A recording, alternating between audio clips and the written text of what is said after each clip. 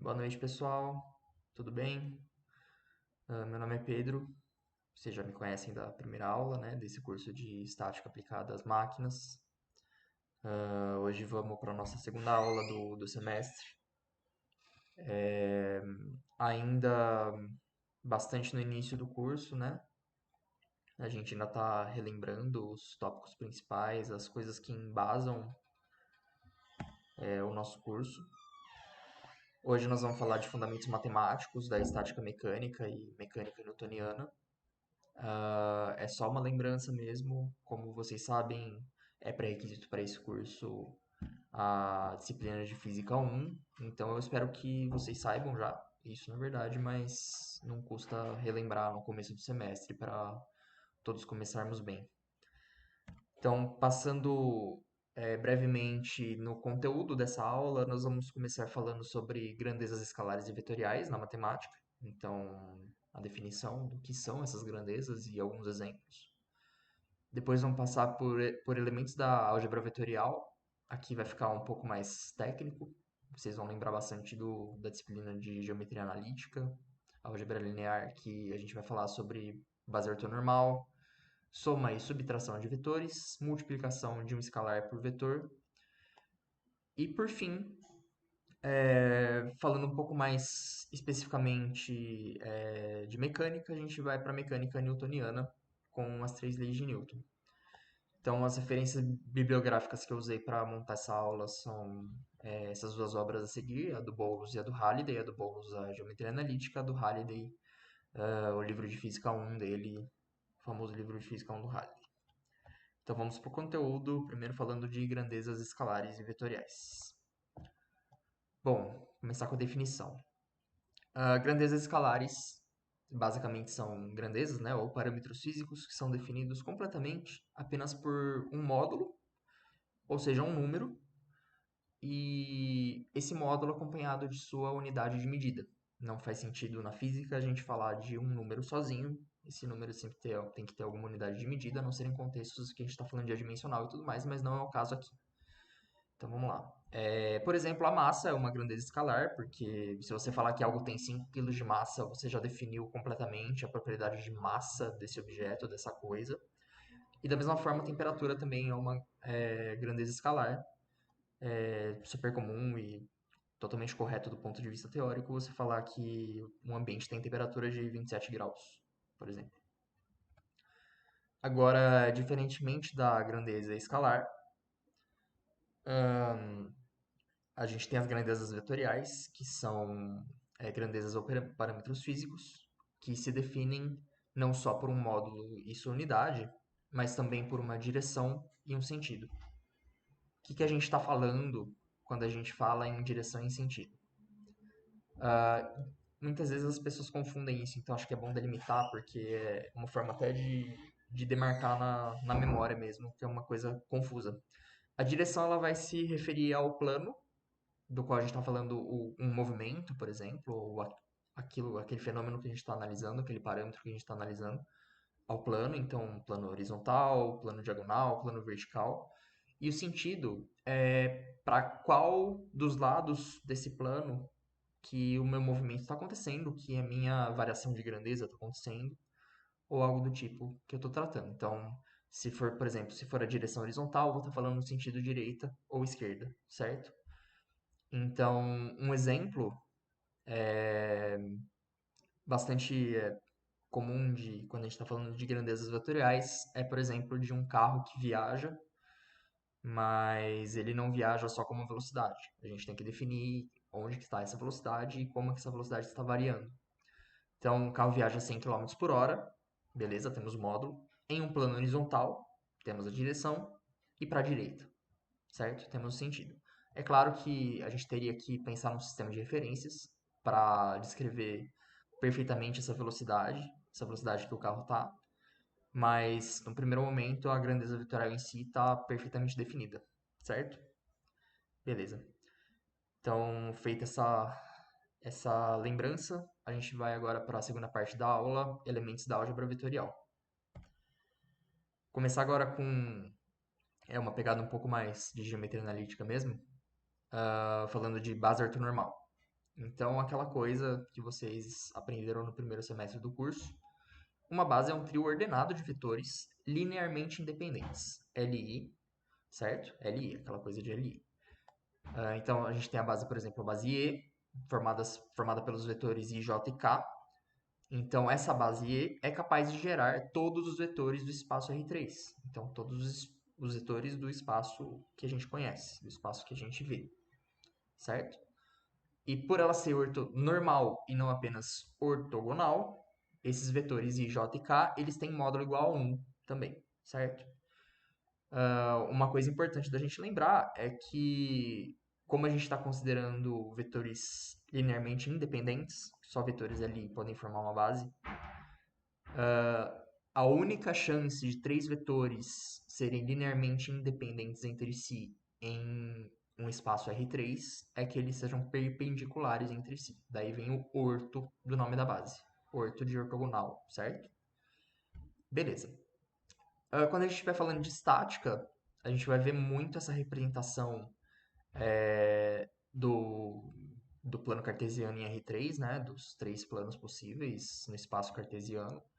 X, Y e Z, que vai dar o nosso sistema de coordenadas, que é basicamente um referencial de acordo com o qual a gente vai analisar tudo o que está acontecendo na nossa situação. Seja força, seja momento, enfim, cenas dos próximos capítulos. Beleza. Agora, operações com vetores também, coisa bastante básica. Se a gente tem dois vetores U e V, que tem seus componentes dados na base E, por exemplo, apresentada no slide anterior, a soma desses vetores, U mais V, vai ser a soma de cada componente, componente a componente. Então, por exemplo, o vetor U tem componente A na posição I, B na posição J e C na posição K. O V tem componente M na posição I, N na posição J, O na posição K. Então, U mais V vai ser, na posição I, A mais M, na posição J, B mais N, e na posição K, C mais O, certo? E a subtração, a mesma coisa, você vai pegar componente a componente da base, né? E fazer a subtração agora dos valores que você tem para cada um desses componentes em cada um dos vetores. Então, A menos M, B menos N, C menos O, certo? Aí só uma lembrança puramente de rigidez teórica matemática, que para a gente não serve muito, mas enfim, fica aí a lembrança, que não existe subtração de vetores, certo? O que a gente faz é somar um vetor com o inverso de outro vetor. Então, não é U menos V, é U mais menos V. Beleza? Ok. Por fim, a multiplicação por um escalar, que também é bastante direto. Na verdade, a multiplicação por um escalar qualquer, eu estou pensando aqui entre, seja 0 a 1 milhão, enfim, infinito. Um escalar A, né, que está de forma geral aqui no slide.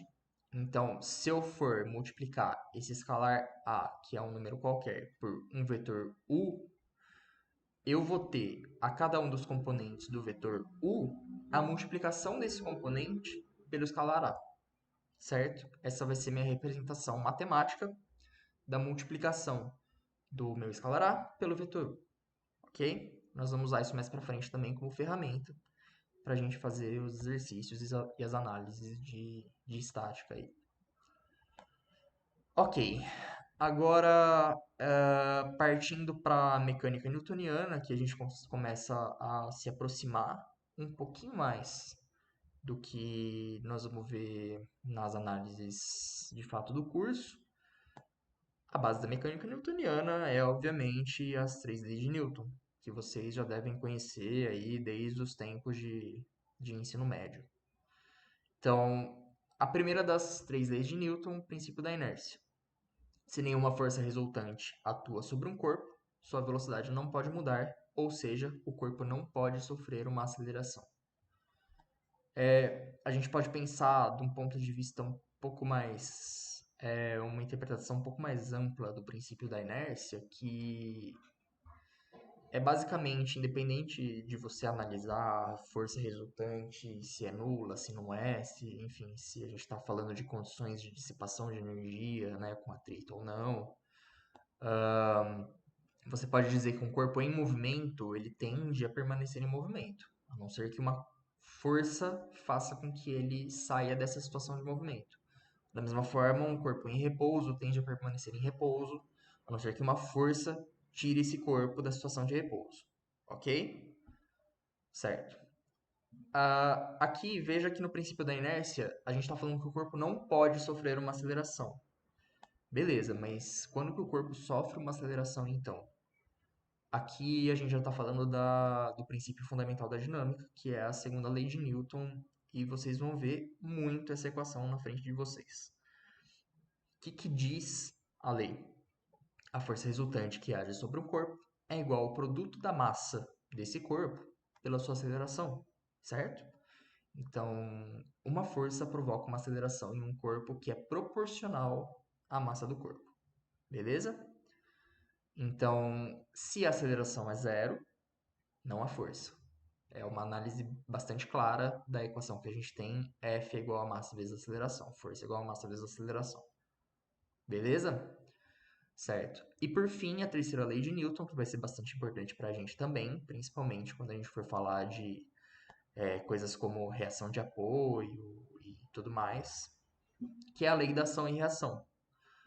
Quando dois corpos interagem, as forças que cada corpo exerce sobre o outro são sempre iguais em módulo e direção e têm sentidos opostos. Por que sempre iguais em módulo e em direção? Porque a intensidade da força vai ser a mesma e a direção, ou seja, o plano em que as forças são aplicadas, é o mesmo, apesar de uma força ser aplicada em um corpo e da outra ser aplicada no outro corpo. A gente nunca pode esquecer disso, que o par ação e reação sempre está em corpos diferentes.